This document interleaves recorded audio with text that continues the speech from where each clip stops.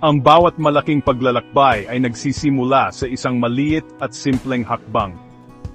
Para sa amin, ang hakbang na iyon ay isang maliit na ideya, isang website na tinatawag na Emoji World. Hindi ito nilayon na baguhin ang mundo. Isa lang itong masayang maliit na proyekto. Ang paunang layunin ay napakasimple. Gusto naming gumawa ng isang lugar kung saan maaari kang mag-click sa isang emoji at mahiwagang magbabago ito sa ibang emoji. Isipin ang isang masayang mukha na nagiging isang kumikindat na mukha sa isang click lang. Yon lang, yon ang pangarap. Simple ito, malinaw, at tila madaling gawin. Ang maliit na ideyang ito ang naging binhi kung saan kalaunan ay lago ang isang mas malaki at mas kapanapanabik na proyekto. Madalas nating iniisip na upang makagawa ng isang makabuluhang bagay, kailangan natin ng isang groundbreaking at komplikadong plano. Ngunit itinuro sa amin ng Emoji World na ang pinakamagagandang bagay ay maaring magmula sa pinakamababang simula. Ang magic ay hindi sa paglikha ng isang komplikadong sistema mula sa simula. Sa halip, ang magic ay sa pagsisimula. Ito ay tungkol sa pagkuha ng unang hakbang na iyon, gaano man ito kaliit. Ang pangunahing ideya ng isang nagbabagong emoji ang aming gabay. Ginabayan nito ang aming mga paunang pagsisikap, at binigyan kami ng isang malinaw at matamo na target. Nakatulong ang pagtutok na ito upang maiwasan naming makaramdam ng sobrang pagod at pinayagan kaming bumuo ng momentum. Isang click sa isang pagkakataon.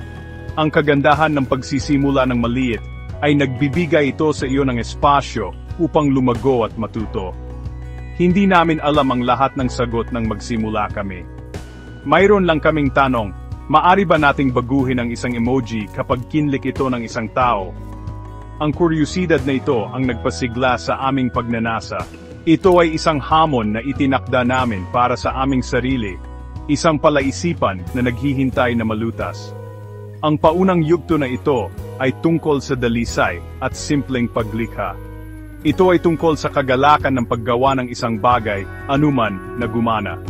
Ang pundasyon ng pagiging simple na ito ay naging napakahalaga sa kalaunan na nagpapaalala sa amin ng aming pangunahing layunin sa tuwing nahaharap kami sa mas komplikadong mga hamon sa hinaharap. Ang paglalakbay na ito ay nagpapaalala sa akin ng napakaraming kuwento ng tagumpay. Bihira itong tungkol sa isang biglaang pagsabog ng henyo.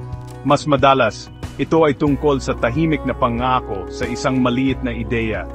Ito ay tungkol sa pagpapakita araw-araw upang diligan ang maliit na binhi na iyon.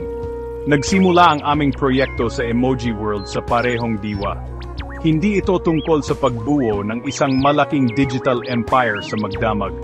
Ito ay tungkol sa simple, kasyasyang kilos ng pagbibigay buhay sa isang solong, masayang emoji sa isang screen.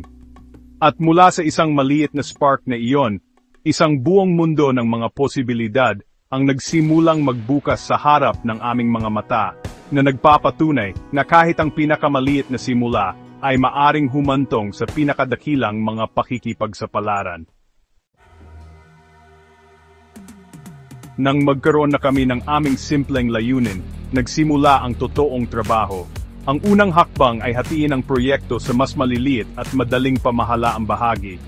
Ito ay isang mahalagang aral sa anumang malaking gawain. Hinati namin ang trabaho sa 3 bahagi, HTML para sa istruktura, CSS para sa estilo, at JavaScript para sa aksyon. Ang HTML ay parang kalansay ng aming website na nagtatakda kung nasaan ang emoji.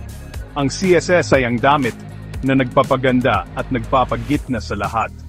Sa wakas, ang JavaScript ay ang utak na nagtataglay ng lohika na magpapabago sa emoji sa isang click. Ang paghihiwalay na ito ay nagpababa ng takot sa gawain at mas naging organisado. Ang pagsasama-sama ng mga bahagi ang aming susunod na pakikipagsapalaran. Maingat naming isinulat ang code para sa bawat bahagi, at pagkatapos ay iniugnay ang mga ito. Ito ay parang pagbuo gamit ang mga blok ng Lego. Una, hanapin mo ang lahat ng tamang piraso, at pagkatapos ay simulan mo itong pagsasama-samahin. Nang una naming makita ang emoji na nagbago ayon sa plano, ito ay isang sandali ng purong kagalakan. Ngunit hindi kami tumigil doon. Naisip namin, bakit isa lang ang emoji? Magkaroon tayo ng buong pamilya ng mga ito. Kaya pinalawak namin ang aming JavaScript code upang isama ang isang buong array ng mga emojis, mula sa mga tumatawang mukha, hanggang sa mga puso, hanggang sa mga party popper. Ngayon, bawat click ay magdadala ng isang bago, nakakagulat na karakter sa screen. Sa mas maraming emojis, isang bagong ideya ang sumiklab. Paano namin magagawang mas nakakaengganyo at masaya ang karanasan para sa gumagamit? Nagpasya kaming magdagdag ng zoom effect. Gusto naming lumitaw at lumaki ng bahagya ang emoji sa loob ng isang split second sa tuwing nagbabago ito. Ang maliit na detalyeng ito, naniniwala kami, ay magpaparamdam sa interaksyon na mas buhay at dinamiko. Ang pagdaragdag ng tampok na ito ay nangangailangan sa amin na bumalik sa aming CSS at JavaScript, pag-aaral tungkol sa mga transisyon at animasyon. Ito ay isang dagdag na layer ng pagiging komplikado, ngunit ang pag-isip na gawing mas kasiyasiya ang aming emoji world para sa mga bisita ang nagtulak sa amin. Ang hakbang-hakbang na proseso ng pagdaragdag ng mga tampok ay tinatawag na iterative development. Nagsisimula ka sa isang pangunahing bersyon, at pagkatapos ay dahan-dahan kang nagdaragdag ng mas marami pang papapabuti. Ang discarding ito ay makapangyarihan dahil pinapayagan ka nitong subukan ang iyong mga ideya sa daan. Sa halip na subukang buuin ang perpekto, panghuling produkto ng sabay-sabay, nagtatayo ka at nagpapabuti sa mga cycle. Ang bawat bagong tampok, mula sa pagdaragdag ng mas maraming emojis hanggang sa pagpapatupad ng zoom effect, ay isang mini-proyekto mismo. Ito ay isang paglalakbay ng patuloy na paglikha at pagpipino, kung saan ang aming simpleng mundo ay naging mas mayaman at mas interactive sa bawat linya ng code na idinagdag namin. Siyempre, hindi laging maayos ang paglalakbay. Sa katunayan, puno ito ng mga hamon at maraming sandali ng pagkamot ng ulo. May mga pagkakataon na ayaw lang gumana ng code, iki-click namin ang emoji at walang mangyayari. O mas masahol pa, masisira ang buong pahina na nagpapakita lang ng blankong puting screen. Ang mga sandaling ito ay nakakainis. Madali kang makaramdam na gusto mong sumuko. Dito namin natutunan ang sining ng pag-debug. Ito ay parang pagiging isang detective, maingat na naghahanap ng mga pahiwatig sa iyong code upang malaman kung ano ang mali. Natutunan namin gumamit ng mga tool tulad ng developer console ng browser upang makita ang mga error. Isa sa pinakamalaking aral ay ang kahalagahan ng malinaw na komunikasyon, lalo na kapag nagtatrabaho sa isang AI partner. Minsan, magbibigay ako ng isang tagubilin, ngunit ang resulta ay hindi ang nasa isip ko. Halimbawa, hihilingin ko ang isang smooth zoom, ngunit ang animation ay masyadong mabilis o masyadong magaspang. Napagtanto ko na kailangan kong maging mas tiyak. Sa halip na sabihin lang na pagandahin, natutunan kong sabihin, gawin ang transisyon na tumagal ng 0.3 seconds at gumamit ng ease-in-out timing function. Ang prosesong ito ay nagturo sa akin na ang katumpakan sa komunikasyon ay susi. Kailangan mong malinaw na tukuyin kung ano ang gusto mong makamit. Dumaan kami sa napakaraming bersyon ng Emoji World. Ang proseso ay isang patuloy na cycle ng pagsubok ng isang bagay, pagkakita nito na nabigo, at pagsubok muli. Ayusin namin ang code, susubukan ito, makakahanap ng isa pang maliit na issue, at ayusin itong muli. Ang paulit-ulit na cycle ng mga pagsasaayos na ito ay hindi isang tanda ng kabiguan, ito ang mismong kahulugan ng proseso ng pagkatuto. Ang bawat pagkakamali ay hindi isang pagkaantala, kundi isang mahalagang aral.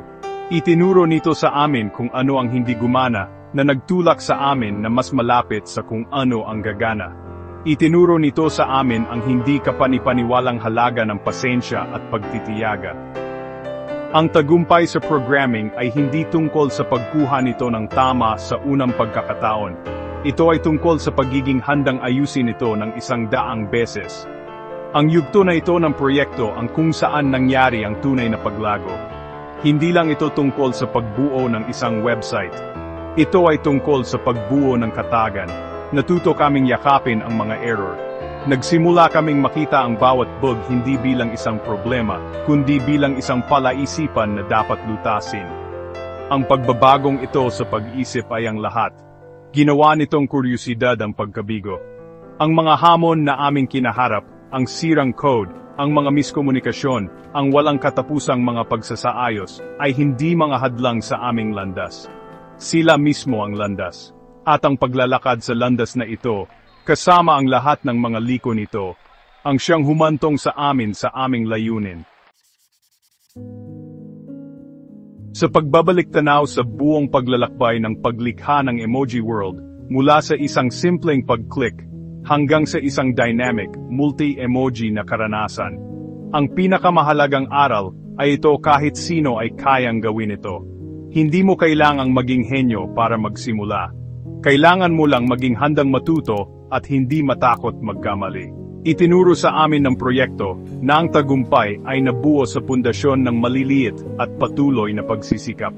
Nagsisimula ito sa pag-aaral ng mga pangunahing kaalaman tulad ng kung ano ang ginagawa ng HTML, CSS at JavaScript. Ang pag-unawa sa mga pangunahing konseptong ito ay parang pag-aaral ng alpabeto bago ka masulat ng isang kuwento. Nagbibigay ito sa iyo ng mga tool na kailangan mo upang makabuo ng anumang maiisip mo. Ang isa pang malaking aral ay ang kapangyarihan ng pakikipagtulungan at pagiging bukas sa feedback. Nagtatrabaho ka man sa isang kasamang tao o isang AI assistant, ang kakayahang ipahayag ang iyong mga ideya at makinig sa mga mungkahi ay critical.